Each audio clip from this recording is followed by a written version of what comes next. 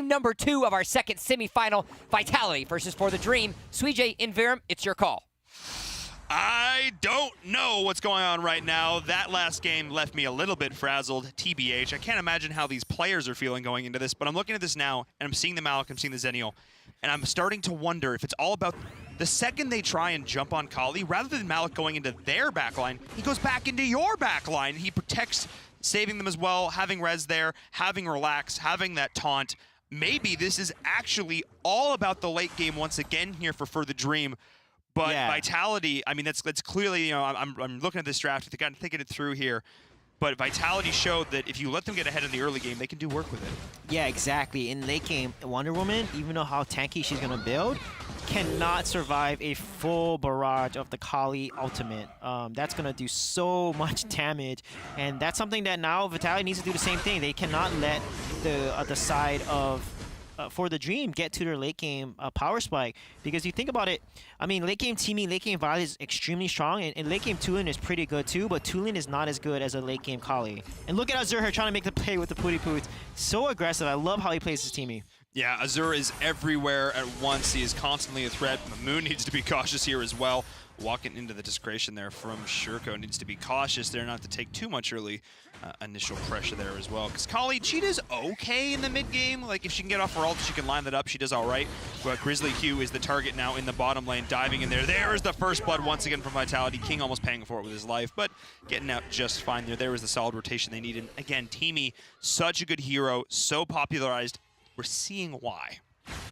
Yeah, look at Moon. He gets a huge 3 hit to the face of the side of Reno Vi, and he might be able to get this kill here, but he does not. He does sacrifice himself, but however, Vitality does secure the Abyssal Dragon, which puts him at a nice 1k gold lead so far. Yeah, this is really what they were looking for here as well. Shurko needs to be careful as well. Redemption is looking for that kill there in the mid lane. Violet is a powerhouse for a reason. We're seeing it being utilized here. And again, grabbing that early dragon as well. So Vitality is feeling very comfortable right now. 6 to 5.3 in terms of that goal. A little bit of a lead here for them in the early game, and of course that's to be expected. Yeah, so far now, they need to start pressuring. Vitality needs to continue now to invade jungle. I mean, they're ahead, they have the lead. They need to rotate 3-man, 4-man into the jungle, which is exactly what they're going to do here. And they got that blue buff on that rotation timer now. That's huge for them to slow down Arena Violet's play. Yeah, but they're going to look to try and snipe it. No, not able to find it there. The blue buff going over the way of Redemption. This rest of the side of For the Dream is looking to push in, but a great disengage, but a re-engage from Grizzly is going to try and secure that, but not able to find those kills there in the mid lane as well. So I'm looking towards this late game, and one of the big problems we see is trying to siege these high ground towers. But you know who excels at sieging high ground towers? A lady by the name of Violet. Yeah, and he's building Soul Reaver, which has 90 attack damage. Instead of going for a Scorching Wind, the new jungle item, which gives attack speed, which is very interesting for me because when Scorching Wind actually did test, it allows Violet to clear jungle like almost like 8-7 seconds faster on rotation timing in general because of the attack speed that she has versus Soul Reaver. However, Soul Reaver is really good at poking with Tactical Fire because that 90 attack damage is significant along with the passive, right? You get more attack damage as you kill more monsters, so it gives Violet a ton of poke and pressure in lane with their Tactical Fire. Yeah, it's going to be a huge factor here as we progress, but oh, skill shots missing there for King onto Grizzly Q. That might actually be the difference maker. The ult's being forced to pop as well. They do secure the takedown, but that was almost disastrous there for the side of Vitality, committing so many resources to try and save their, try to take down the opposing team Malik there. So Vitality already coming out now in this early game, looking so very solid as they are re-engaging here onto Relax in that mid lane, taking another Abyssal Dragon to their name right now. For a second, I was like, is Kali going to snipe this? That would be absolutely dirty. But no, Shurko not able to secure that here. So once again, For the Dream, maybe voluntarily opting to give up that early game. Oh!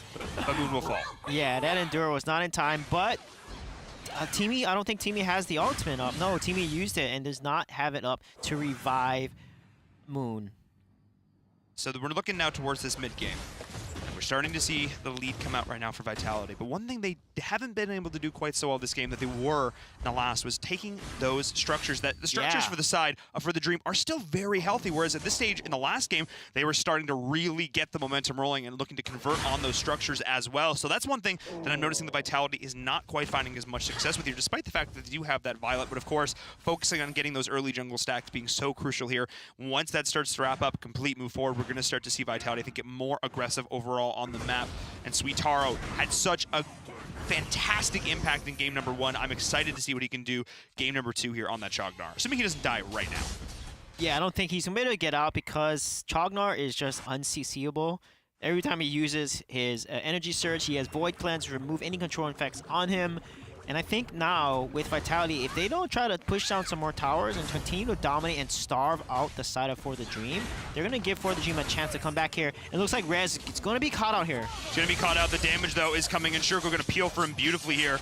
The side of Vitality, well, we forced a 4-man rotation into Kaliel. We're totally fine with that right now. And of course, everywhere else on the map, they are getting value. Wonder Woman is pushing down this Dragon side lane so beautifully here as well. But Azura and Moon are just keeping them in a cage right now. They are constantly pressuring in, picking up that Spirit Sentinel on cooldown right now. Vitality is feeling in such control of this game right now. It is 2-2 in terms of kills, but Vitality is definitely feeling the lead. Yeah, Vitality is continuing to pressure. They need to make sure they secure these objectives here. Continue to stack dragons. Don't give any, even Bat Sentinels. They're giving over Spirit Sentinels over the side of For the Dream. And that's something that, even though it's small, it still gives them a team-wide gold benefit. So as long as they continue to deny these objectives, and they need to keep invading the jungles. Right now, they're allowing For the Dream to farm their jungle, which means that For the Dream can come back on the right play here. Speaking of coming back, Grizzly is coming back into the backline of his foes, and Zenio's going in as well, but splitting it up, the team is the side of For the Dream right now. Relax at 0 health to start this fight, is forced to retreat. The rest of the squad is there as well. Rez maybe trying to peel a little bit here. The Abyssal Dragon does fall off the back of this as well. This is exactly what the side of Vitality needed. All of that initial poke damage on Relax. They wanted to try and test that. They wanted to try and do something with that play, but no. Violet doing so much great initial setup damage for the side of Vitality, shutting down all the dreams of For the Dream. Yeah, and this is a nice rotation. They're going to get the bot tower here uncontested. They need to go for this tower and make sure they get it, and they're going to secure the bot tower. So right now, things are looking pretty good for Vitality. They got to continue to push.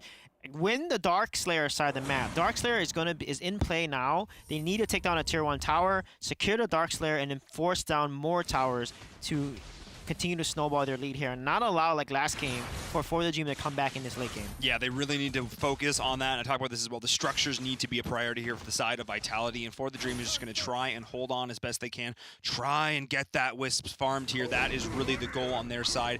They have a Kali.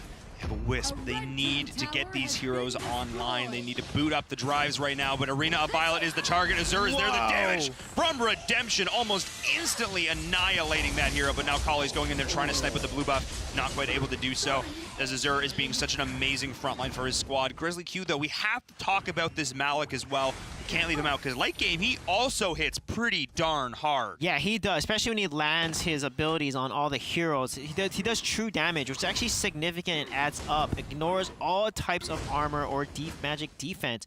However, the Malik ultimates have been just too aggressive.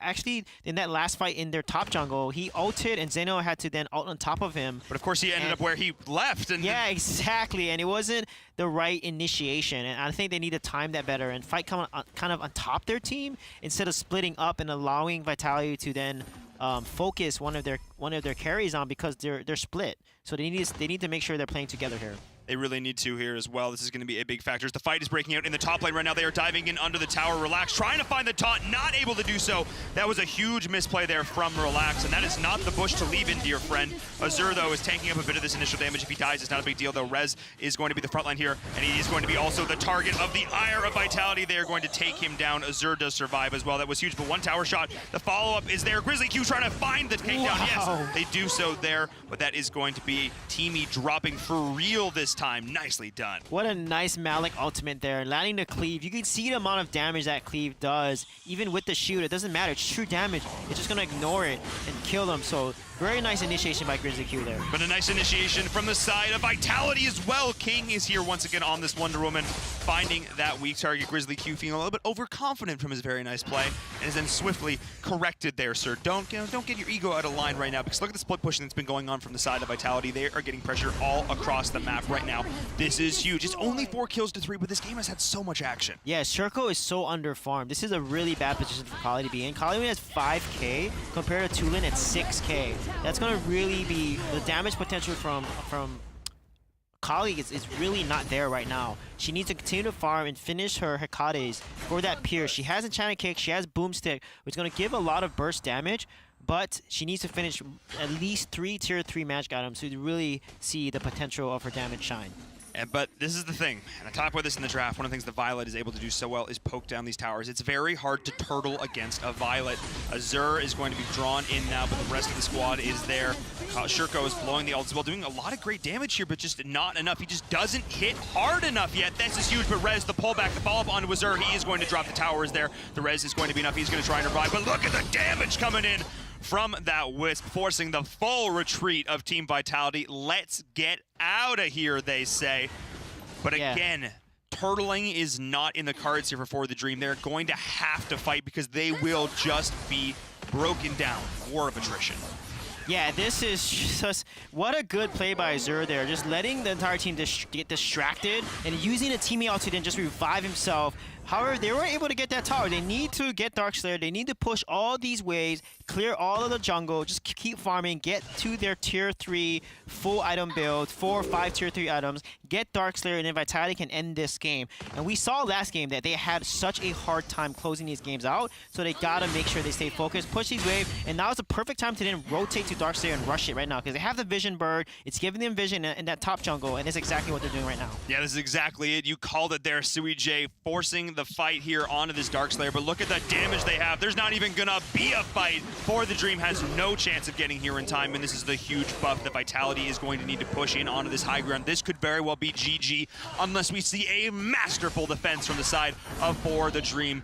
They were coming into here the higher seed, but that didn't necessarily mean much. They had a pretty solid game number 2, but Vitality coming in clutch with one of the most epic victories we have ever seen, and now they are going to look to repeat that here in game number 2. The poke is coming in onto the tower. They're going to look to push in the high ground. Relax is going to need to go off right now. They're going in. The initiation, the follow-up is there, but already Azur and crew having the health of their opposing team, taking that tower. Vitality feeling solid. Yeah, look at Violet just blowing up that high ground tower so easy with the wave. Look at the amount of damage she's doing that tower, and the team is distracting. And look at that complete 4-man stun by the side of Teamy there. This might be the game-ending push here, and all the damage coming from Redemption is just doing work at this point. Yeah, Shuriko almost getting one shot there. Look at the damage from Violet. That is everything they needed and more. Oh no, can't even walk back into the base, and that is going to be it. GG, they're going to be pushing in here onto the core. No minions, no problem. Potentially, they're going to look to try and end here. I believe they are going to have the damage to do so. And there it is.